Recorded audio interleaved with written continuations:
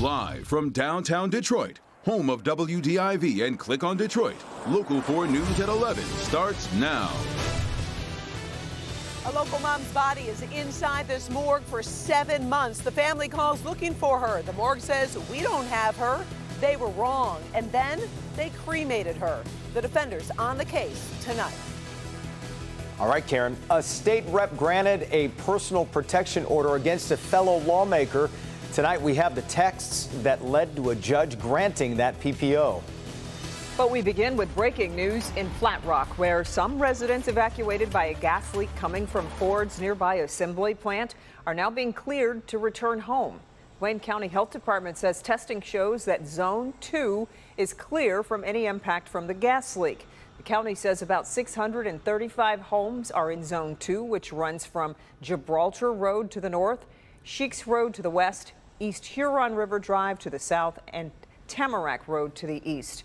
Residents who live in Zone 1 are still being encouraged to follow evacuation orders. Now to State Rep Manoogian filing a protection order against a Republican colleague. In her PPO request, she makes a series of allegations and provides text messages between the two. Mara McDonald is live downtown tonight. Mara, we've had to redact some of the language in this. Yeah, Kimberly, that's right. You know, there are 2 text messages attached to this PPO request. And yeah, we've had to blur out some of the language, but I think you'll more than get the gist of the text between Mari Manoogian and Steve Marino. Let me show you. The texts that Manoogian showed the judge appear to show Marino furious with her for refusing to help him take his sick dog to the vet. It starts with, "Take him to the vet." That's what Manoogian writes, and his response. You can see he uses obscenities at her and then tells her he's going to make it his life's mission to destroy her, and then proceeds to tell her how awful she is. During this, he also sends her work-related materials for committee. The second text tells her to hide on the house floor because he's going to park right next to her and, quote, ream you a new, word redacted, until I leave that place. He then goes on to discuss work, inquiring about listing a bill or pulling it, and gave her info on an upcoming committee hearing. Both admit they were in a relationship with each other. Manoogian says it ended in 2019. Marino agrees their relationship ended over a year ago and says her complaints to the speaker and police about him are politically motivated. Character assassination. Back here live tonight, Marino's attorney Mike Rattay telling me that he is going to be moving along with his co-counsel to set aside this PPO, that they have facts that they want to show in court that are going to undermine this PPO. So stand by. Let's see what happens next. We're live downtown tonight. I'm Mara McDonald, Local 4. All right, Mara. To the weather now. We had some scattered showers out there tonight, but nothing that's coming tomorrow. That's right. So, Andrew, when can we expect those storms to move into our area?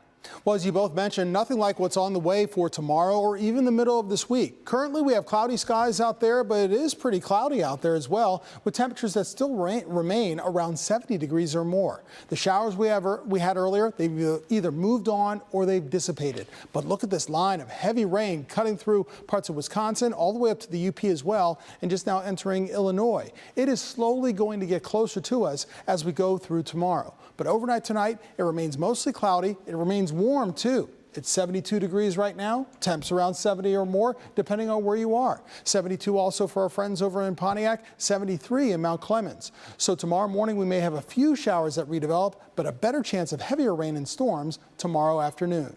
More on this and even more rain for this week coming up.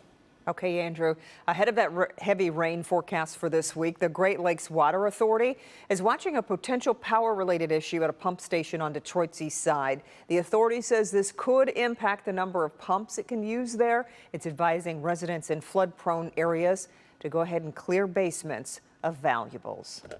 An Ann Arbor homeowner is going to be okay thanks to a retired firefighter and his daughter who helped get him to safety after his house caught fire over the weekend. This all started while they were on their way to the airport. Victor Williams picks up the story from there. These charred remains are all that's left of a historic home that burnt down only feet away from U of M. When the smoke was seen in the sky by a father and daughter, they decided to stop what they were doing in order to help. And thankfully, they had enough experience between the two of them to really be able to make a difference.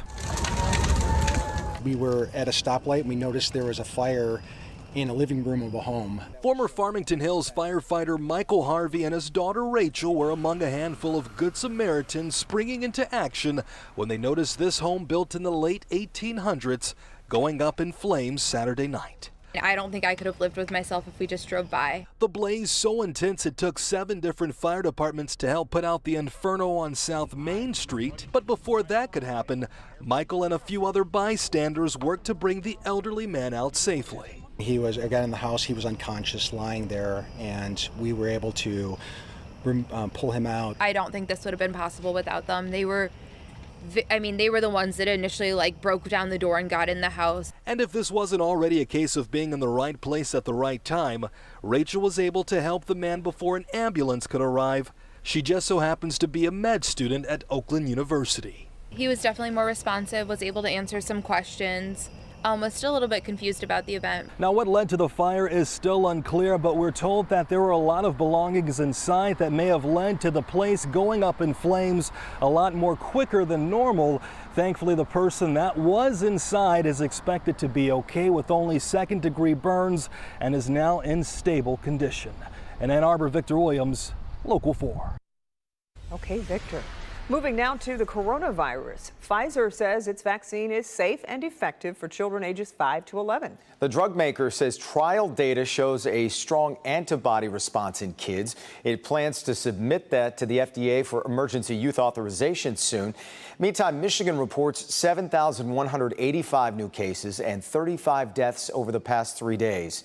It averages out to 2,395 cases per day. The state also reports 98 new COVID outbreaks in schools. That's 27 more than last week. Still ahead, a Local 4 Defenders exclusive. She was a 31-year-old mother of 2, gone missing. Her family, desperate for answers, they called everywhere, including the Wayne County morgue. We would tell them her name, her description, that she's missing. And they would be like, we don't have anybody here. I told them all of her tattoo, and they said they didn't have her. So why is her family finding out she was there for months and then cremated? All they're saying is that it's an accident. I want everybody that has a daughter that is missing to know what's going on, that they just ain't doing right. Missing in the morgue. The defenders investigate next.